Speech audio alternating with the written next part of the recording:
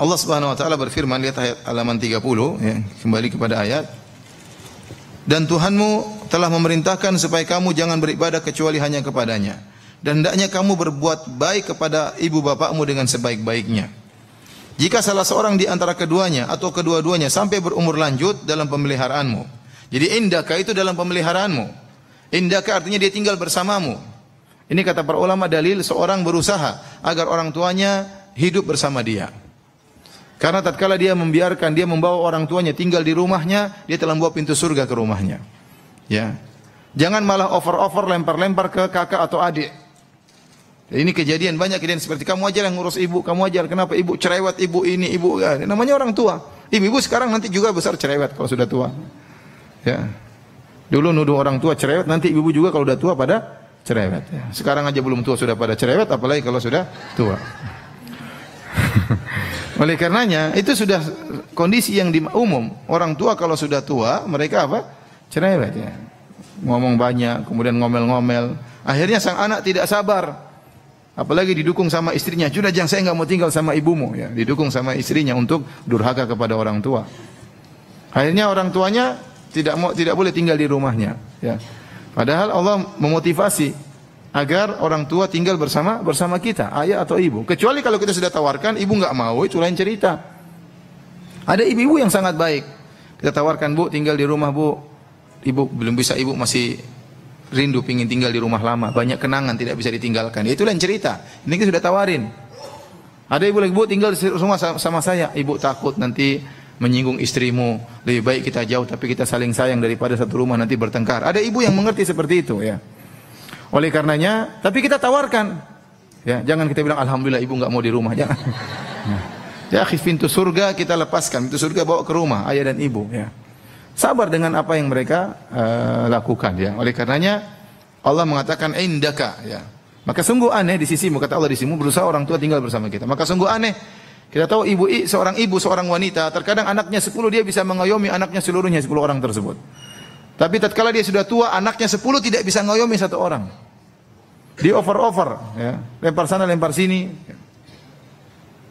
Saya mau cerita ya, saya sudah cerita mungkin, tapi saya mau cerita lagi enggak apa-apa ya. Jadi, saya dengar ceritanya dari Syekh Abdul Razak hafizahullah taala tentang seorang wanita yang dia menikah dengan seorang laki dan wanita ini punya teman wanita yang lain tapi cacat, tidak bisa ngomong dan jalan merangkak. Maka kemudian wanita ini mengatakan kepada suaminya, bagaimana kalau kita merawat teman saya tersebut? Oh silakan, kita ngerawat orang, dapat pahala.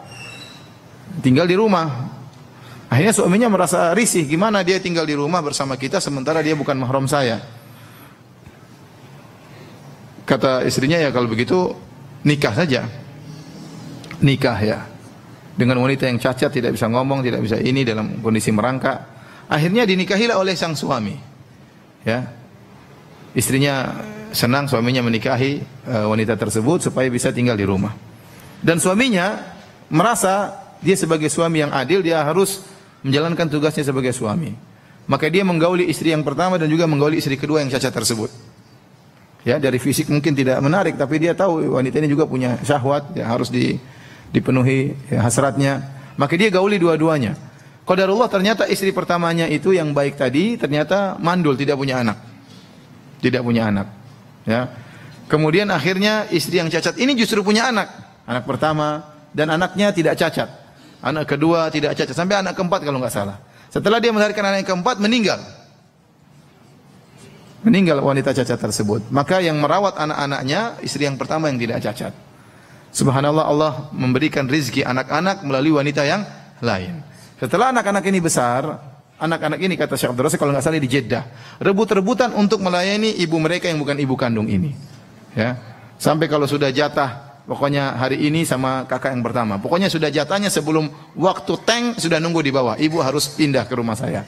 Jadi mereka bagi-bagi tugas. Hari ini sama kakak pertama, hari ini sampai hari ini kakak kedua, hari ini sampai saudara ketiga dan seterusnya. Ya. Ini yang kita ingin. Jadi kita ingin rebut-rebutan untuk bisa merawat orang tua kita. Apalagi mereka sudah